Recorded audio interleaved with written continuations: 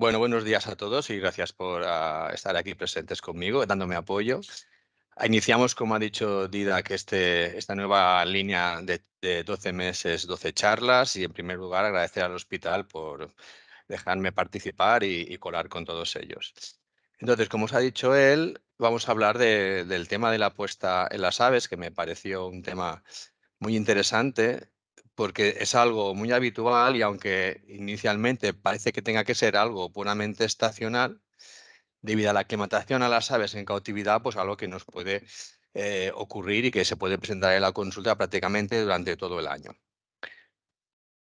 Escogí este tema porque además la frecuencia es muy elevada y desgraciadamente la sintomatología es muy inespecífica y muchas veces el propietario está en casa, tiene a su animal y no ve exactamente qué está pasando, pero los animales dejan de comer, están más apáticos y claro, el diagnóstico diferencial es elevadísimo y más en las aves que aunque sean algunas especies depredadas y otras que sean depredadoras, prácticamente los signos clínicos son exactamente iguales.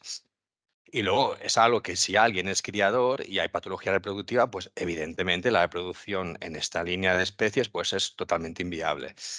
Quiero presentaros esta imagen sacada del PubMed porque cuando buscas patología reproductiva, en estos últimos 10 años, el número de publicaciones y información que aparece ya no solo en animales de compañía, sino en aves de otro grupo, especialmente en lo que son las gallináceas, en temas de reproducción de granja, pues los casos son elevadísimos y hay mucha formación que se puede encontrar a disposición en las líneas científicas.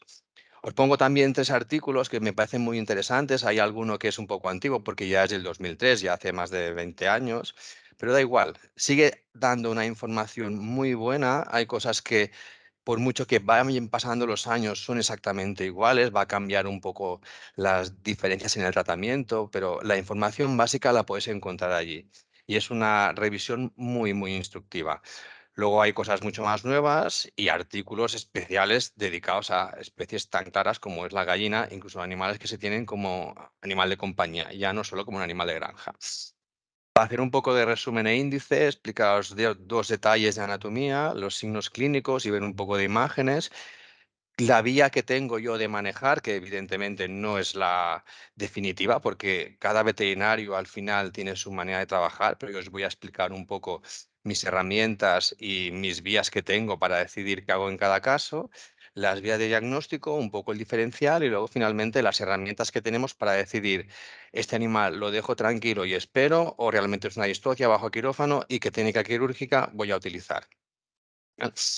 Recordaros que la anatomía femenina en las aves, generalmente hay un solo ovario y un solo oviducto, que es el lado izquierdo, aunque hay especies en las que podemos encontrar dos, pero lo que sí sabemos es que si es una línea o un orden de aves en el que solo predomina una sola área, que es la izquierda, si aparece el derecho, generalmente esas aves son inviables a nivel reproductivo o aparecen patologías reproductivas. Y hay que tener clara la especie, es importantísima. La gente que trabajáis con perro y gato estáis acostumbrados a trabajar con razas. Nosotros trabajamos con diferentes especies. Si trabajáis con aves es muy importante no generalizar en todos los casos, porque vais a ver citaciformes, pero sabéis que citaciformes prácticamente hay en todos los continentes. En Europa son introducidos, pero en el resto de continentes hay especies que son prácticamente endémicas de una zona. Y aunque digamos, vale, es un pájaro y es un tipo de loro, hay características fisiológicas y luego anatómicas particulares que hacen algo importantísimo el saber de qué especie estamos hablando. Por eso, si alguien no lo sabe, es mejor tener un libro guía y a partir de ahí investigar qué paciente tiene delante. Por otro lado, cuando hablamos de macho, que hoy no hablaremos para nada de patología del macho, tienen dos testículos localizados siempre en el polo renal craneal a nivel medial, izquierdo y derecho. ¿Vale? La locación del ovario es exactamente lo mismo.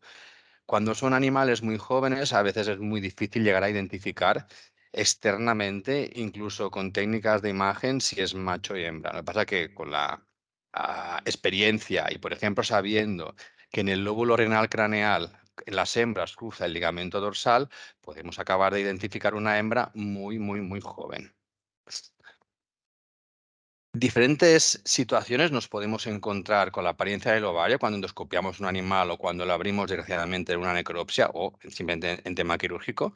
Podemos encontrar ovarios de diferentes colores. Hay que recordar que estas especies son muy ricas en melanina y el ovario es uno de los órganos característicos en donde puede haber depósitos de melanina. Entonces, ver una zona ovárica de color oscuro no tiene por qué implicar una patología en sí. Por otro lado, el estudio endoscópico del aparato reproductor también va a servir para ver el estadio evolutivo. A veces, como criadores, a la gente le interesa saber si ese animal es adulto y si es adulto, si está en buena fase reproductiva para juntar parejas, para separar o para decidir qué hago en el aviario. Entonces, ver la evolución de los folículos y ver el crecimiento y el número de folículos que están en línea para llegar a formar realmente los huevos definitivos es una herramienta muy buena para decidir si ese animal es viable o no. Importante recordar la anatomía. El oviducto, como habéis visto en la foto inicial, es un tubo muy delgado, pero que cuando está preparándose para la reproducción se hiperplasia y se vuelve muy grande, muy desarrollado y tenéis que pensar que allí se tiene que acabar de formar un huevo.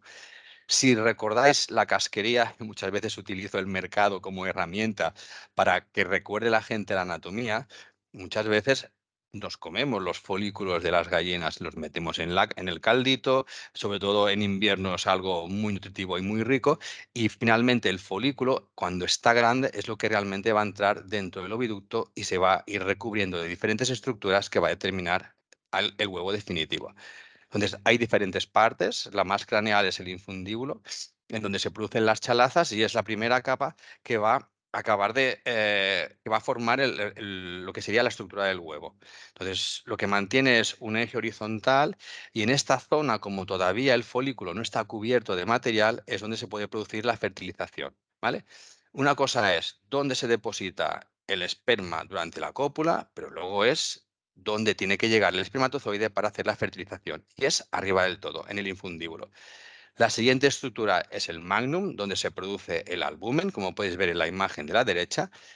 En el istmo se producen las dos membranas, interna y externa, y si recordáis cuando peláis un huevo duro, estáis sacando estas membranas, y luego finalmente en el útero es donde se encuentra la glándula de la cáscara y es lo que acaba de formar precisamente esta estructura dura que es muy rica en calcio. ¿Vale? Y como os he comentado antes, la fosa espermática tiene que estar en la parte más distal, cercana a la cloaca, y está en la vagina. El aparato reproductor desemboca en la cloaca. Acordaos que las aves tienen una gran ampolla en donde va a desembocar el aparato reproductor, el digestivo y el urinario, totalmente separado el uno de otro por una serie de de divisiones que hay en la cloaca. En el rodeo desemboca el reproductor y el urinario, y en el coprodeo desemboca la parte del digestivo. Aquí tenéis dos imágenes, una en un animal totalmente todavía a falta de evolucionar. El ovario se está iniciando en desarrollo, por eso somos capaces de ver unos pequeños folículos ahí de cierto tamaño, en la imagen de la izquierda, y vemos un pequeño tejido que es toda esta estructura tubular que finalmente desemboca en la cloaca. En la imagen de la derecha tenemos un útero muy desarrollado, todo un oviducto hiperplasiado y grueso, y si nos fijamos en el ovario hay diferentes folículos en diferentes estados de maduración y ya algunos suficientemente grandes para acabar de entrar en todo este recorrido y formar definitivamente el huevo. Hablemos de los signos clínicos. Como os he dicho, un animal que presenta un problema reproductivo generalmente en estadios iniciales a lo mejor lo único que hace es dejar de poner huevos si está poniendo huevos o simplemente cambiar un poco su actitud. Animales que habitualmente cantan dejan de cantar, animales que tienen un desarrollo de hablar como son las citácidas dejan de hablar y de emitir sus sonidos habituales, pero a medida que progresa el estado de la enfermedad, el animal se encuentra cada vez peor. Así que al final, si nadie hace nada, generalmente lo que te llegan son animales que están muy apáticos, han dejado de comer por completo, o sea que estamos en un periodo de anorexia importante y definimos un estado de embolamiento. ¿Qué significa? Que esos animales con la sensación de dolor y de bajada de temperatura acaban ahuecando las plumas para intentar un poco distribuir el aire y acabarse de calentar. Recordemos que habitualmente los pájaros están entre 40 y 42 grados de temperatura corporal, lo que ayuda a mantener todo este metabolismo que desarrollan. Un animal que no puede mantener esa temperatura acaba teniendo hipotermia y es una de las principales causas también de muerte. Así que cuando viene en ese estado, hay que entrar al pájaro directamente a nuestra zona de hospitalización, administrarle calor y tomar la información al propietario. No estar con el animal en el transportín o en la jaula mientras cogemos toda la información, porque es un poco perder el tiempo. Uno de los hallazgos que puede incluso determinar el propietario en algunas situaciones si juega con el animal es ver que hay distensión abdominal. ¿Vale? Os pongo distensión abdominal porque en muchísimos libros habla de abdominal distension, cuando realmente tendríamos que decir distensión celómica. ¿Vale? Es un concepto que hay que dejar marcado ya en las aves, porque las aves no tienen tórax y abdomen. Podrán tener área torácica, si lo queremos denominar de alguna manera, y área abdominal. Pero en el fondo lo que hablamos es de cavidad celómica, así que tienen que tener distensión celómica. ¿Cómo lo puede ver o reconocer un propietario? Sobre todo porque es capaz de ver la piel. Cuando tú coges un pájaro, la distribución del plumaje es tan correcta y tan bien organizada que apenas podemos ver zonas de piel.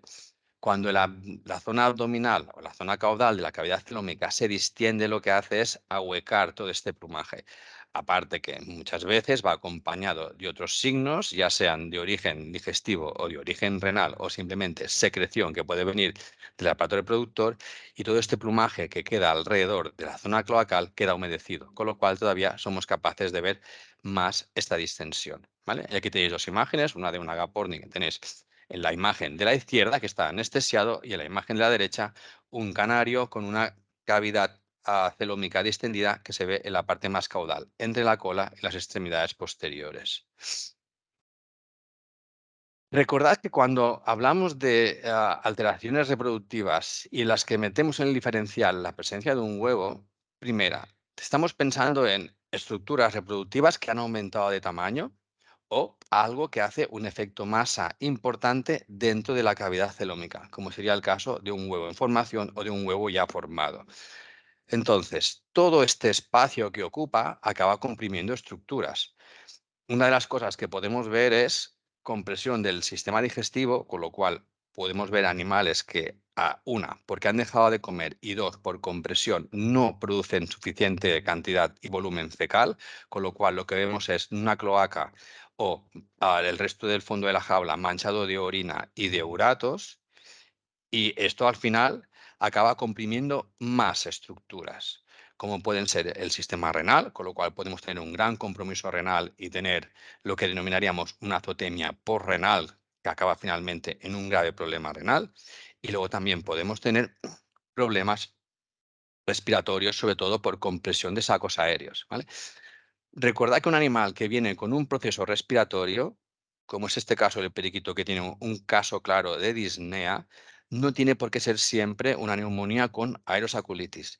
El sistema de respiración que utilizan las aves es totalmente diferente al de un mamífero. Así que el parénquima pulmonar prácticamente no se mueve, sino que lo que estamos viendo es un desplazamiento de aire con un recorrido que va desde la boca, pasando por los sacos aéreos, pasando por los pulmones, otra vez sacos aéreos, ¿vale? Así que hay que introducir en el diferencial cualquier efecto masa que haga una compresión de este aparato respiratorio.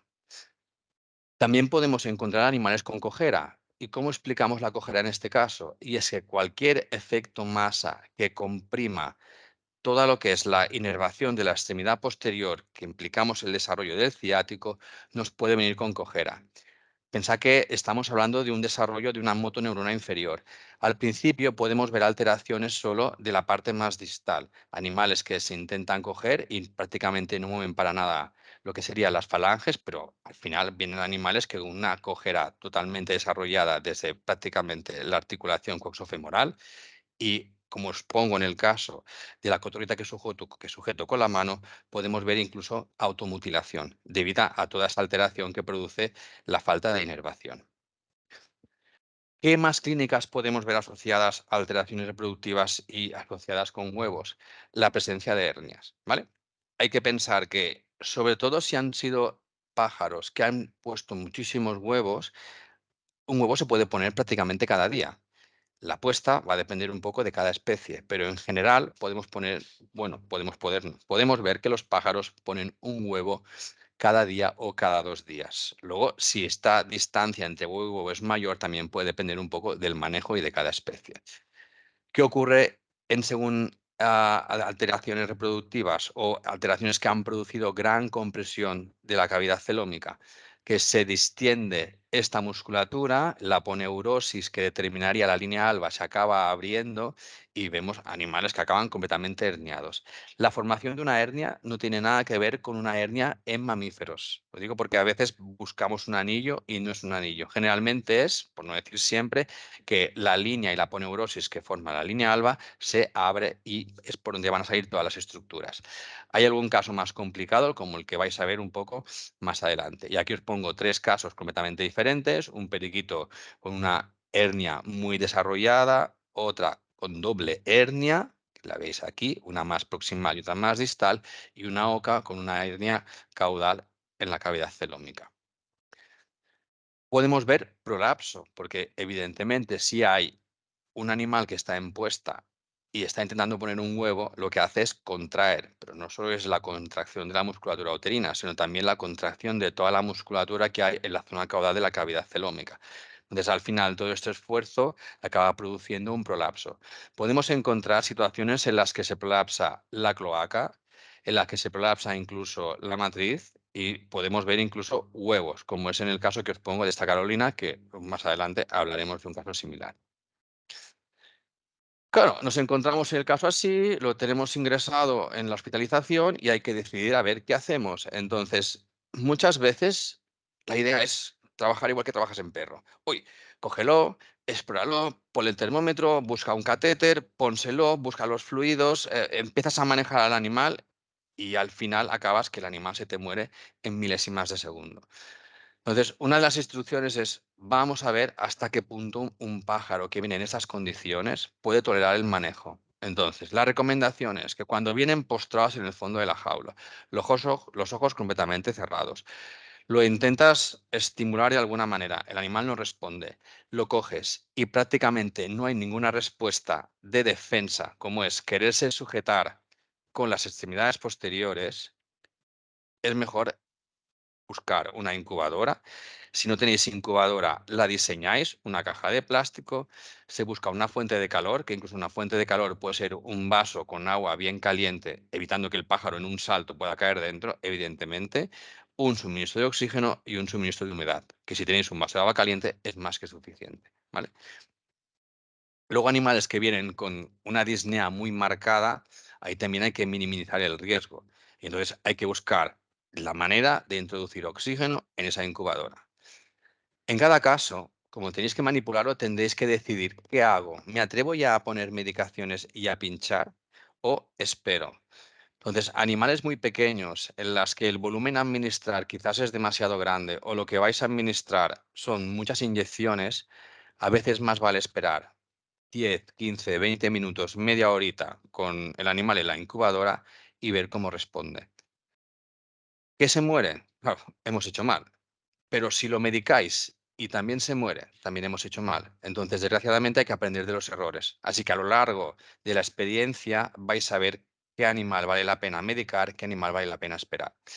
En caso de animales más grandes y con mejor manejo, evidentemente te planteas un trabajo analgésico, un trabajo de antibiótico, aunque no tengas claro que hay una infección, un suplemento vitamínico porque has recogido una historia en la que probablemente haya un desequilibrio nutricional importante y fluidos.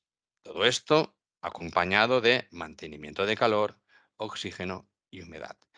Cuando tú tienes animal estabilizado es cuando empezar a decidir a acabar de explorar y hacer pruebas diagnósticas. Pensad que si yo cojo al animal simplemente para ver si responde a los estímulos, yo puedo hacer una mínima exploración y notar si hay ahí una presencia de un huevo o no. Aunque no en todos los casos, la exploración nos va a dar la respuesta. Así que pasamos a las pruebas diagnósticas. Yo, como veterinario de exóticos, es que lo siento, pero no concibo ningún caso sin radiografías. Ya será como método diagnóstico para acabar de confirmar o simplemente para acabar de descartar. La placa no me dice nada, pues he podido descartar A, B, C, D de mi diagnóstico diferencial y voy a seguir con el resto. Entonces, en un caso así, me puedo encontrar algo muy sencillo. El animal tiene un huevo, ¿vale? ¿Qué es lo que vamos a tratar hoy? O me puedo encontrar que el animal tiene un efecto masa. Entonces, yo todavía no tengo muy claro qué órgano se trata, pero este animal tiene una organomegalia que me confirma la causa de la disnea y toda la serie de complicaciones que puede hacer una masa dentro de una cavidad celómica en una estructura muy pequeña, como es la compresión del digestivo, compresión del renal, compresión del sistema neurológico y compresión vascular, que no hay que olvidarlo jamás. Y luego, finalmente, podemos tener una pérdida de definición de todas las estructuras con un efecto prácticamente difuso desde la parte más craneal hasta la parte más caudal, que es compatible con un cerame celómico, que es probablemente una celomitis de múltiples causas. Pero hoy vamos a hablar de lo que ocurre con los huevos, ¿vale? Entonces, a veces nos llegan pájaros que nos dicen, lo veo raro, ha puesto huevos, es que no sé ni siquiera si es macho y hembra. Digo, bueno, vamos a ver. Yo hago la placa y veo un huevo. Entonces me tendré que fijar en la calcificación del huevo, en la colocación del huevo y en la estructura ósea de ese animal y luego un poco en la sintomatología. Podemos encontrar que sea una puesta normal fisiológica y a veces alguien que va a poner un huevo tiene que tener a veces un desajuste, porque es normal. Colocar un huevo no tiene que ser algo fácil. Puede estar en puesta crónica si el propietario me dice que ya lleva con esto 10, 15 huevos, o me puedo encontrar realmente con una distocia. Entonces, la puesta normal fisiológica la deberíamos de encontrar en aquellos casos en los que la sintomatología prácticamente es inexistente, el animal está en perfectas condiciones, a veces simplemente cuando haces analíticas tienes una leve leucocitosis, hay un aumento de hematocrito. Pensad que se desarrollan muchísimas proteínas y especialmente lipoproteínas, con lo cual vamos a ver un aumento en las proteínas plasmáticas. Y si estamos cercanos a la evolución, aunque después de ver muchos petronogramas, para mí es un poco dudoso lo de la hiperglobulinemia, pero se suele relacionar globulinemia con ovulación cercana, ¿vale? Y tal como os he comentado, el intervalo de puesta puede variar en función de la especie. Pero si es un canario y me dicen que ha puesto un huevo ayer, probablemente hoy va a poner el siguiente que estoy viendo allí. Cuando estamos preparando la puesta, los pájaros desarrollan una alteración en los huesos que es muy característica y es una alteración en los huesos de depósito de calcio.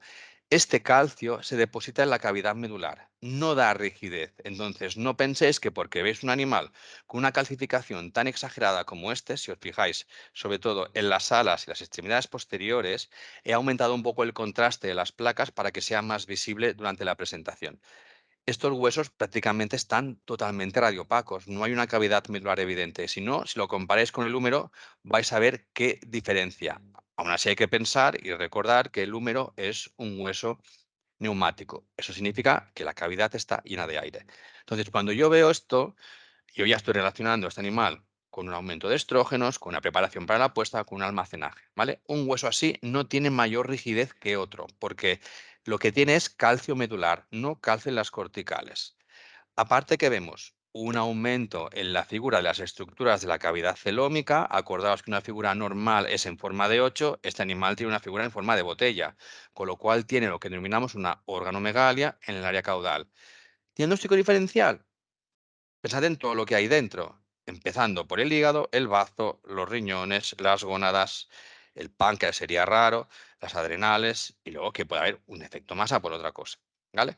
Entonces, cuando estamos en fase de puesta, lo que estamos viendo es que esta zona está más incrementada, la zona del polo renal craneal, tiene incluso una forma ligeramente esferoide porque está preparando un folículo.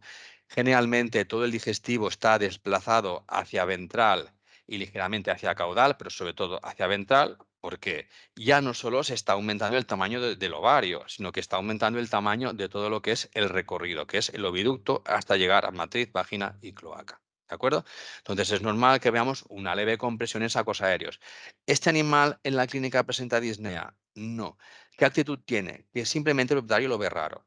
Entonces, tenemos dos opciones aquí. O lo ingresamos, o si no, mira, si tú me dices que está en fase de puesta, repasemos la dieta, vemos que se puede mejorar, vemos a ver la aclimatación que tiene y dejémoslo tranquilos, ¿vale?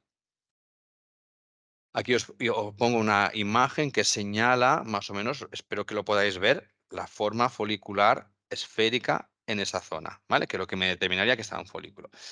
A veces nos podemos encontrar situaciones que es un poco diferente, es muy similar a la anterior.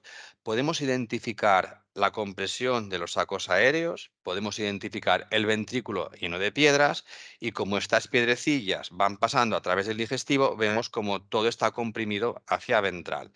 Y si os marco aquí, sois capaces de ver una línea en donde se ve una parte de la cáscara del huevo. No es normal que un huevo se forme de manera asimétrica. Así que este sería un caso a estudiar y buscar un poco qué es lo que está ocurriendo, pero más que nada para que veáis diferentes situaciones radiológicas en las que os podéis encontrar. ¿Cómo definimos la apuesta crónica? La apuesta crónica es aquella en la que un pájaro, independientemente de los estímulos que tenga, no para de poner huevos. Y muchas veces lo que tú ves es que el propietario lo que hace es quitar los huevos del nido y esto es un error. Porque claro, yo como hembra de Carolina, por ejemplo, miro mi nido, he puesto un huevo, me lo quitan, ¡bum! Quiero poner otro. Me lo quitan, quiero poner otro. Así que al final acabo con muchos estímulos diarios que me inducen a poner más huevos. Factores predisponentes, el fotoperiodo. Pensad que la mayoría de especies viven en zonas tropicales. El periodo de luz, la media son 12 horas. Nosotros, al final, haciendo una evaluación en cada propietario y paciente, vemos que las aves están sometidas entre 14 y 16 horas de luz, con lo cual hay un estímulo demasiado largo a la actividad, a querer ingerir y a querer sociabilizar. Luego, en la naturaleza, las aves comen cuando pueden y especialmente en aquellas aves que viven en zonas áridas, como sobre todo es centro de Australia, la alimentación es mucho más complicada. Vives en el Amazonas, es un supermercado abierto 24 horas, pero vives en zona árida, la cosa se complica. Pero bueno, ¿qué hacemos en cautividad? Comida al libitum. Así que yo tengo un punto que me dice, reprodúcete cuando te dé la gana porque vas a tener energía para disfrutar. Generalmente la gente suele tener animales en pareja. Si no los tiene en pareja, lo que hace es actuar con el animal como si fuera su pareja. Desgraciadamente, la principal manera de jugar que tiene un propietario con su loro es a base de cariños y de besos. Y al final tenemos que eliminar este comportamiento, enseñarles que hay mil maneras de jugar con los animales y de que puedan hacer cosas que puedes hacer con otra especie, pero simplemente trasladándola a que es un pájaro. Y luego, por otro lado, se ha observado que en especies como carolinas, diamantes mandarín, agapones, periquitos, puede haber una predisposición genética asociada. ¿Cuáles son las consecuencias de una apuesta crónica? Pensad que si un animal tiene una dieta relativamente normal, ya no excesiva, sino normal, a base de semillas, algo de fruta y ya está, este animal está poniendo un huevo cada 2 por 3. Así que al final acaba con un desgaste energético más todo lo que tiene que implicar la nutrición, el calcio, para acabar de formar y poner el huevo. Pensad que se necesita el calcio para desarrollar la cáscara, pero se necesita el calcio para la contracción muscular del útero y finalmente la vagina y poder eliminarlo por la cloaca. Así que cuando pensamos en este detalle, esto nos puede acabar dando una retención de huevo, o sea que una distocia, puede crear una celomitis por el huevo o puede al final dejar un deterioro tan grande del animal que acaba osteoporótico. Esa tórtola, que además son aves que también son muy dadas a las puestas crónicas y cuando alguien tiene una tórtola en casa, hembra o paloma, acaba poniendo huevos en numerosas ocasiones, acabó con una fractura humeral, una fractura antigua femoral que la vimos en la revisión cuando nos trajeron por primera vez al animal y le dijimos, tu pájaro ya ha sufrido fracturas. Ah, pues no nos hemos dado cuenta. Perdón. Y luego todo este efecto masa en el que podemos ver que la cavidad celómica está ocupada por un tejido que hay que acabar de concluir, pero que probablemente si hacemos más pruebas vamos a ver que se trata del reproductor completamente hiperplasiado. ¿Qué podemos ver también en casos de puesta crónica? Hernias. Y aquí os presento un caso muy característico, es bastante peculiar porque es un periquito con doble hernia. Fijaos ya el primer detalle, el aumento de radiodensidad en los huesos, o sea que tenemos una hiperóstosis poliostótica marcada en todos los huesos. Luego tenemos una compresión de todo lo que es el sistema de sacos aéreos por el desplazamiento y por el efecto masa del aparato reproductor. Y luego vemos cómo caudalmente a la cavidad celómica y por debajo de la cloaca me aparece una estructura que no es más que este saco hernario que vemos aquí en la foto, y dentro hay una estructura de radiopacidad mayor que probablemente es el resto de un huevo que se ha degenerado y ha acabado así. Le hicimos un contraste de, de bario en este periquito y podemos ver cranealmente el buche con contenido me va bajando por el proventrículo y me llega al ventrículo, asas intestinales en un punto de hernia, y luego vemos que la estructura que vemos de la línea amarilla queda totalmente caudal. Así que es un pájaro que había puesto tantos huevos que ya no había hecho solo una, la rotura de la aponeurosis de línea alba, sino que había hecho una hernia por la parte craneal a la cloaca y otra hernia por la parte caudal a la cloaca, por donde salía el útero y un resto de huevo mal calcificado. Un caso complicado y que es quirúrgico y con un mal pronóstico. El caso de la oca que os he enseñado antes, hicimos también un contraste para acabar de concluir a ver qué estaba pasando aquí, ¿vale? Y lo que vemos es que todas las asas intestinales están desplazadas e introducidas dentro de este saco que veis aquí, y que finalmente, sin ningún tipo de problema, nos llegan a la cloaca y el contraste acaba llenando la cloaca, que es la parte más dilatada que veis en ambas radiografías. Claro, este animal ha llegado a una situación fantástica, porque todo este material que tiene dando problemas, que es un reproductor hiperplasiado, y que vamos a ver si al final esto acaba siendo una inflamación, una neoplasia o qué, gracias a que produce esta hernia, puede vivir. Porque la compresión que se ejerce en todas las estructuras queda compensada porque el tejido se acaba de desplazar. Afortunadamente es un animal que no tiene por qué hacer grandes vuelos y en su sistema de aclimatación vive más o menos tranquila. ¿Qué le preocupa al propietario? Pues que se va manchando, se va arrastrando todo lo que es esta zona dilatada, distendida, y se hace úlcera. Pero por lo demás, este animal come, orina, defeca y hace una vida relativamente normal. Pero evidentemente tiene un problema grave que habría que solucionar.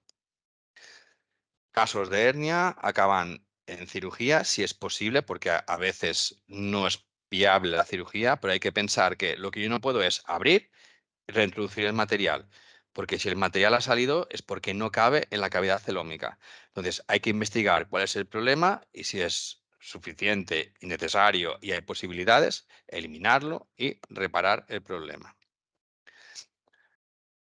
Tratamiento, que vamos a ver que este tratamiento se puede aplicar prácticamente en todas las patologías que vamos a hablar del tema de la apuesta. Lo primero es modificación ambiental. Hay que disminuir las horas de luz para evitar la estimulación. Se sabe que los fotoperiodos crecientes estimulan la puesta. Hay que eliminar todos los estímulos que van a ayudar a decirle a ese individuo, reprodúcete porque es el momento, como es la presencia de nido. Si hay pareja, eliminar la pareja.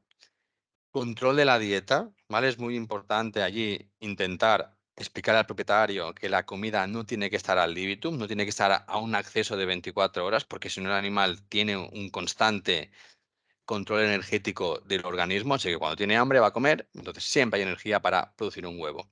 Entonces lo ideal es vigilar la dieta, hacerla equilibrada, mejorar si es el tipo de pienso ideal, mejor que una dieta variada a base de semillas, frutas, verduras y demás, y luego hacerla racionada por la mañana y por el mediodía. Es suficiente, es más que suficiente, no tienen por qué estar con comida 24 horas al día. Y luego otro control es el tipo de manejo que realiza el propietario en casa. O sea, intentemos eliminar el hecho de que tú tienes un animal de compañía y que se convierte en tu motivo de cariño y besos, cariños, abrazos y demás, ¿vale? Hay que jugar con el animal, no hay que ser empalagoso con el animal.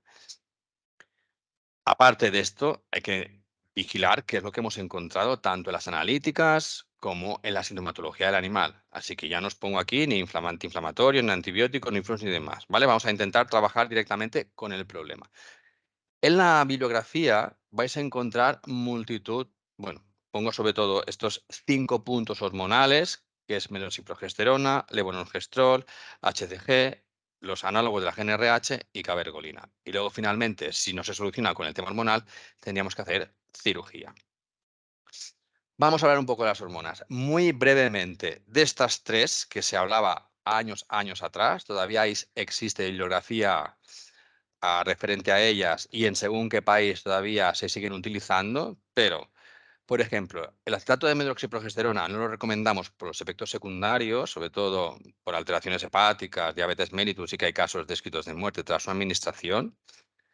El levonorgestrol, por la falta también de información científica en diferentes especies, pero está trabajado en la colonia japonesa. El HCG, porque aunque tiene menos efectos secundarios, la verdad es que es poco efectiva y sobre todo, acordaos que actúa sobre la ovulación y estamos ante animales que son multiovuladores. Así que al final nos quedamos con dos hormonas, pero que finalmente nos quedaremos solo con una. Hubo un doctor inglés, John Chitty, que presentó una comunicación personal en la que describía el uso de cabergolina para eliminar la puesta, si no recuerdo mal, era en Carolinas. Los resultados no eran muy concluyentes, dependían mucho de la duración del tratamiento, pero bueno, lo daba como alternativa. La verdad es que se ha descrito poco, pero luego veréis un estudio que presento de comparación de dos tipos de hormonas. Lo curioso es que, como todos sabéis, la cabergolina se utiliza en mamíferos para, sobre todo, inhibir la producción de prolactina, sobre todo en aquellas especies donde hay producción de leche en las glándulas mamarias y demás. Pero claro, en las aves, la prolactina no funciona igual, porque depende mucho de cómo es el proceso de nidificación y de cómo es el proceso de cría. Así que al final hay tanta variabilidad interespecie que decir que esto funciona en todos es muy, muy difícil. Así que lo dejo allí. ¿Cuál es para mí la herramienta más importante? Los análogos de la GnRH, que lo que hacen es inhibir el eje, como todos sabéis, hipotálamo-hipófisis-gónada. Esas hormonas las conocéis seguramente todos, porque si trabajáis con aves, las conocéis seguro, y si trabajáis con perro-gato, las conocéis sobre todo por temas de comportamiento. Recordad que cuando se aplica una estructura que es un análogo de la GnRH, lo que primero hacemos es conseguir un pico. Lo que pasa es que estas hormonas fisiológicamente son de eliminación pulsátil y cuando nosotros las administramos de manera exógena, lo que conseguimos es una fase de meseta y ahí encontramos el feedback negativo. Pero al principio hay un feedback, hay un punto positivo de pico, ¿de acuerdo? Tenemos dos estructuras, una inyectable, una al implante, como todos sabéis. Cuidado con la inyectable porque la leupurenina tiene dos tipos de presentación, una que es de pot y la otra que no. Evidentemente, el precio varía mucho, así que si encontráis una leupurenina muy barata, la administración dura prácticamente 24, no mucho más. Si encontráis la de pot, que es la que nosotros recomendamos, dura más o menos unas 2, 3 semanas. Entonces, cuando nosotros trabajamos con esas hormonas, las administramos cada 15 días. Ahora bien, lo que solemos recomendar son los implantes, porque los principales estudios en aves de compañía están hechas con implantes. Y en función de la especie, se ha visto que pueden llegar a durar incluso 6 meses. De hecho, os pongo aquí un artículo del American Journal of Veterinary Research de Suma y sus colaboradores en Carolinas y vieron que durante 6 meses se podía inhibir la producción de huevos. Curiosamente, cuando yo explico el uso de estas hormonas, siempre digo, hagáis lo que hagáis, tenéis que modificar la aclimatación. Pero en el estudio, para ver un poco cómo funcionaba realmente la hormona, prácticamente los estímulos habituales los mantienen. Ellos siguen dando, si no recuerdo mal, entre 8 y 12 horas de luz, siguen manteniendo el nido. Lo que pasa es que separan macho y hembra, pero se ven. Y luego ponen el implante y ven la eficacia y determinan que pueden tener animales que durante 6 meses han parado la puesta de huevos. Así que es una herramienta muy buena. ¿Cuál es el problema? Que para aplicar desbrolina nosotros recomendamos la sedación, ¿vale? Es una pequeña estructura como si fuera un microchip que se pone subcutáneo, nosotros lo colocamos en el dorso y debido a que el tamaño es ligeramente grande, ponemos una gota de pegamento quirúrgico en la zona de inoculación o un puntito de sutura. Curiosamente, en el 2022 aparece este artículo en el que valoran la eficacia de la cabergolina y de la deslorelina trabajando juntas y separadas, ¿vale? El estudio utilizan codornices, administran cabergolina y deslorelina en implante y luego hacen tres grupos más. Deslorelina más una cabergolina en placebo, con lo cual no hay, es simplemente la administración oral. Otro grupo de un placebo de implante de deslorelina y cabergolina como tal, y luego finalmente un grupo de placebo de implante y placebo de cabergolina oral. Lo que se observa es que el grupo tratado con deslorelina y cabergolina, el 100% para en la apuesta. El grupo tratado con cabergolina sola, no hay ninguno que funcione.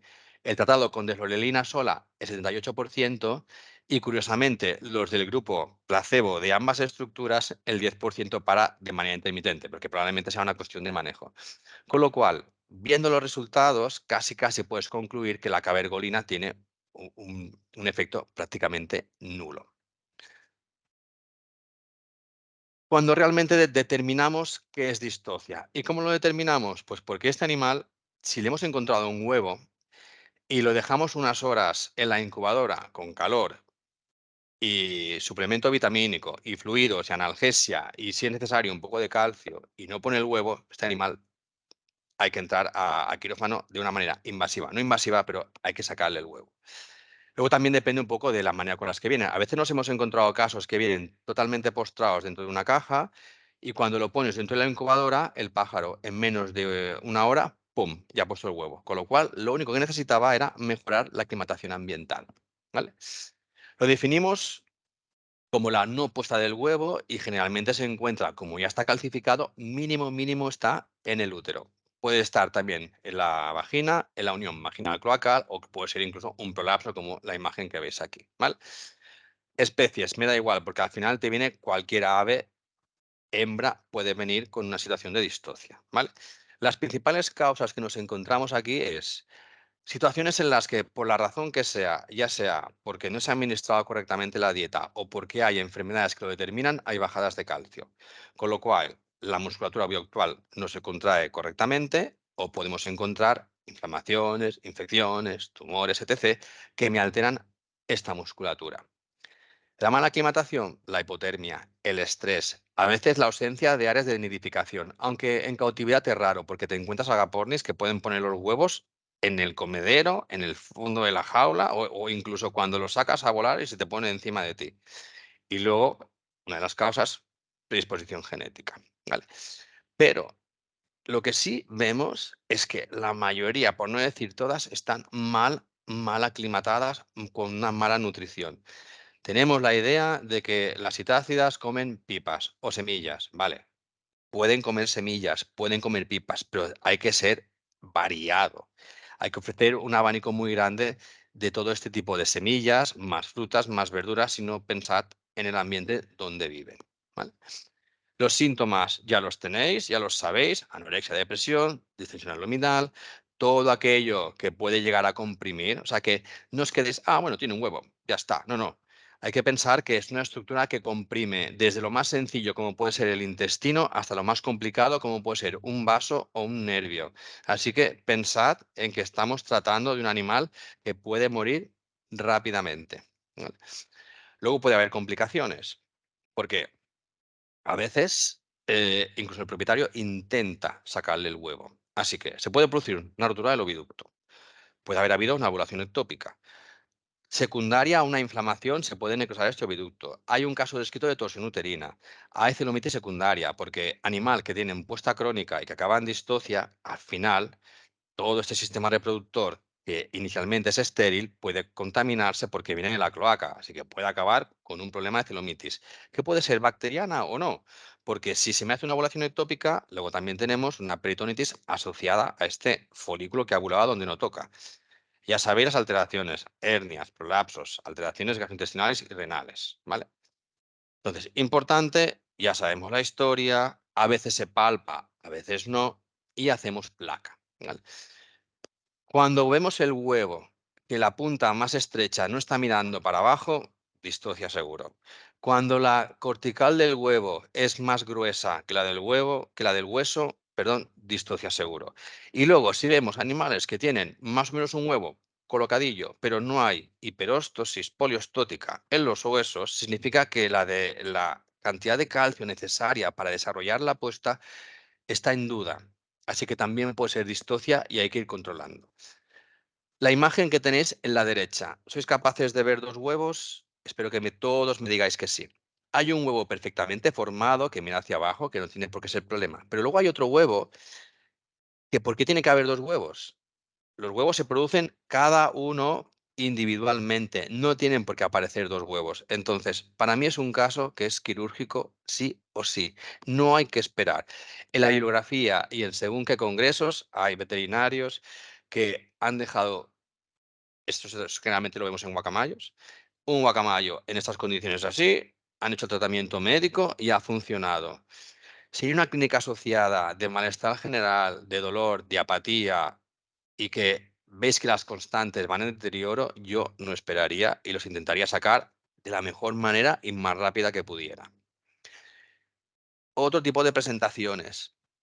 La imagen de la derecha es típico animal en puesta, que el propietario ve que no puede poner el huevo y lo que hace es apretar la parte que nota donde hay un huevo.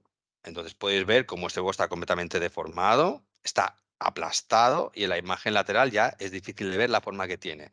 Imaginaos qué hay dentro del huevo. La yema, el albumen, un medio de cultivo fantástico para bacterias, con lo cual la peritonitis más la infección del tracto reproductor está rápidamente allí.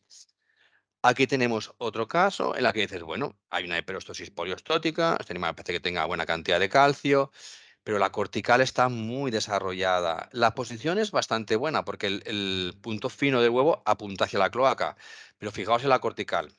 Así que probablemente este huevo lleva más de 24 horas ahí y está demasiado calcificado.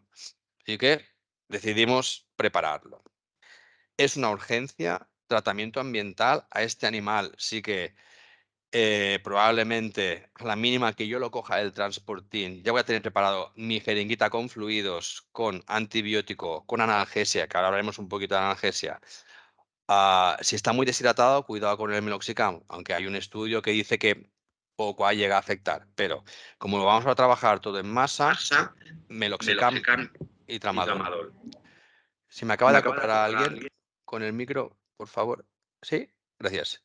Suplemento vitamínico, porque muchos vienen como consecuencia de una malnutrición y probablemente un suplemento de calcio. Calcio inyectable intramuscular. No hay signos de hipocalcemia, pero por si acaso, ¿vale? Preparamos a este animal para ir a quirófano. Entonces, por si acaso lo puede poner por sí solo, podemos utilizar gel de ultrasonidos estéril, calentarlo y humedecer la cloaca.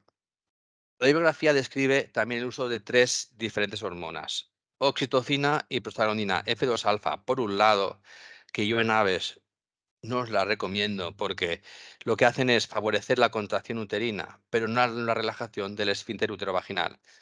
Entonces, ¿yo sé cuál es la causa de por qué no se pone el huevo? No. Si hubiera un problema de contracción o de que el huevo está adherido a la mucosa, hay una pequeña úlcera, si yo administro esas hormonas, hay riesgo de que se acabe dañando la mucosa uterina, se rasgue el útero y al final tengamos un problema todavía más grave. Por otro lado, tenemos la prostaglandina E2 que se administra en forma de gel. Las dosis son totalmente, imagínatelo, pon 1 mililitro longitudinal en la cloaca del pájaro, sobre todo si es mujer embarazada o con sí o no, hay que evitarlo porque esto produce contracción del útero y relajación del esfínter uterovaginal, ¿vale? Es lo que más se recomienda. Pero esto está escrito en la bibliografía y yo, sinceramente, no uso ningún tipo de hormona. Me voy al tratamiento que os he dicho antes. Los fluidos, antibióticos, analgésicos, vitamina, calcio, mantener una cloaca limpia y ligeramente humedecida, nada de poner aceite, nada de poner vaselina, no busquéis cosas raras ni métodos caseros. Si el animal no pone el huevo por sí solo, me voy a bajar a quirófano o a la sala donde estéis y tenemos diferentes maneras de trabajar, ¿vale? Una de ellas sería, una vez que yo tengo al pájaro preparado y anestesiado, intento con unos hisopos estériles dilatar la cloaca, observar el huevo y haciendo ligeramente presión sobre la cavidad celómica, eliminar el huevo. Si veo que esto no es viable, al final se puede hacer una pequeña incisión en la línea media de la cloaca sobre el vientre, luego os mostraré algún detalle, para hacer un poco de lo que se denominaría una episiotomía en otras especies, pero lo hacemos en el área ventral, para permitir que el huevo pueda salir. Y lo extraemos. Finalmente cerramos y ya está. Si no, tenemos dos técnicas más. Una sería la vocentesis y si no, hacer una cirugía invasiva. ¿Vale? La vocentesis la realizamos cuando nosotros vemos un acceso directamente de la cloaca, vemos que no ha habido respuesta al tratamiento y que realmente desde la cloaca vemos que podemos acceder al huevo. Pensad que es una cirugía no invasiva porque lo que yo voy a hacer es pinchar el huevo, vaciar su contenido. A veces el mismo huevo ya se colapsa o si no puede salir por él solo, lo puedo fragmentar. ¿Vale? Hay que pensar también en los riesgos, así que esto también hay que comentar al propietario. Se puede perforar la cavidad celómica, puede haber contaminación, pueden quedar fragmentos de cáscara y hay un riesgo de celulitis secundaria, ¿vale? Pero los fragmentos de cáscara luego hay que confirmarlo mediante placa y acabarlos de eliminar, ¿vale? Hay un estudio muy bonito presentado por unos compañeros que hablan de la resolución de 20 casos y casi todos funcionan sin ningún problema, ¿vale? Es una técnica muy fácil y realmente muy viable, ¿vale? Os presento el caso de dos agapones que estaban en cría, uno de ellos tuvo un problema de puesta y hacemos la radiografía. Bueno, dices, bueno, a ver, este animal tampoco lo veo tan mal. Pero bueno, fijaos que hemos asumido un riesgo muy importante y es que las placas las hacemos en todos los casos bajo anestesia. Este animal tenía problemas, clínicamente no estaba bien, pero estaba suficientemente bien para someterse a una anestesia. Este caso fue muy agudo porque si os fijáis, el buche está completamente lleno de comida. Lo puedes ver en tanto en esta radiografía como en la radiografía lateral. Por otro lado, viene con dificultad respiratoria, porque este animal tiene una gran compresión de sacos aéreos. Lo evidenciamos tanto en la radiografía ventrodorsal como en la lateral. Tiene prososis poliostótica muy leve. Prácticamente todos los huesos tienen una radiotransparencia muy similar y yo no veo una gran densidad ósea. Y luego veo que el huevo, aunque está ligeramente posicionado, está poco calcificado. Este animal tiene clínica de no puesta. Así que, sin dudar, tratamiento. Aquí podéis decidir qué analgesia escoger. Si queréis una sedación más rápida, se puede hacer butorphanol más midazolam, si no, tramadol, meloxicam, un antibiótico, en este caso yo utilicé naproxenina, y fluidos, ¿vale? Tenemos al animal anestesiado, depende del tamaño del individuo y del grado de gravedad de la cirugía y el tiempo de la cirugía, decimos intubar o no. En este caso no se intubó. Desinfectamos la cloaca, ¿no? Una manera de controlar la frecuencia cardíaca es mediante el Doppler. Os buscáis una arteria especialmente en las alas y es muy fácil de notarlo, pero aquí podéis ver incluso la distensión de la cavidad celómica. Y lo que hago es, con los hisopos estériles, voy dilatando inicialmente el ano, después me busco el urodeo, hasta ver dónde veo la cáscara del huevo. Una vez que la tengo allí, fijaos si con un dedo voy haciendo presión, este huevo no salía a pesar de ser poco calcificado, así que decidimos hacer ovocentesis. Yo utilizo una palomilla porque así yo puedo manejar la aguja y un compañero mío puede hacer la aspiración. Una vez que yo veo perfectamente la cáscara aquí, lo que hago es perforarla y aspiro todo el contenido. Generalmente, un huevo poco calcificado, cuando lo vacías, se colapsa ligeramente y simplemente haciendo presión sale. Si no, hay veces que no te queda más remedio que romperlo y sacarlo completamente replegado en sí mismo, ¿vale? Es importante que no hagáis un lavado cloacal. Hay que lavar la parte exterior, pero no introduzcáis una jeringa de suero en el interior de la cloaca, porque lo que vais a hacer es que una matriz que está completamente distendida, un esfínter que está abierto, lo que enviáis es líquido al interior del tracto reproductivo y haréis una celulitis. Así que no se hace nunca un lavado. El caso que os he presentado antes es un caso muy peculiar, porque al final este animal, dentro de toda esta estructura replegada, tuvo dos huevos. Así que es muy importante, una vez que habéis hecho el tratamiento, comprobar que dentro de la cavidad celómica no queda ningún resto de cáscara, ¿vale? Importantísimo. Hay algún caso, o un caso de un periquito, que el huevo no salía. ¿Y por qué no salía? Porque estaba completamente adherido a la mucosa de la matriz. Fijaos, esta zona hemorrágica es la adherencia Entonces, en este caso, lo que se hizo fue una salpingotomía, se sacó el huevo y se acabó haciendo una salpingo-histerectomía.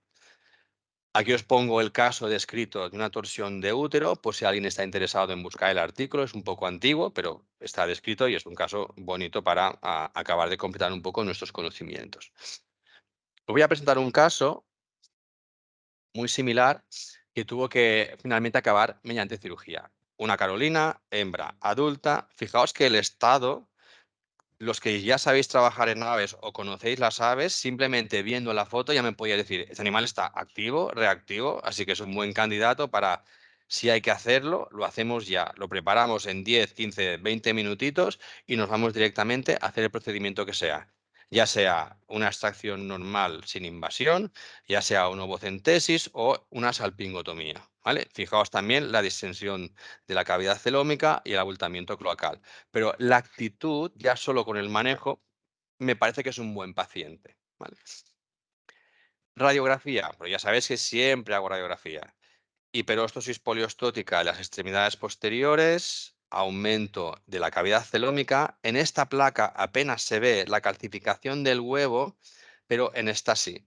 Y fijaos que el huevo está completamente adherido, bueno, perdón, girado, y el polo estrecho me mira hacia la parte ventral de la cavidad celómica. Pero es curioso porque este huevo no está completamente acabado. O sea, yo veo una circunferencia aquí, pero la parte ventral no. O sea que está ocurriendo algo. Con este animal intentamos trabajar desde cloaca, fue imposible, no se veía el huevo. Fijaos en mayor detalle, vemos la cáscara, como va por aquí, por aquí, por aquí, por aquí, por aquí, por aquí, por aquí se acaba. En la línea ventral y yo no la veo. Entonces, algo está pasando en la matriz de este animal que no permite el depósito de calcio. ¿Qué hicimos? Cirugía.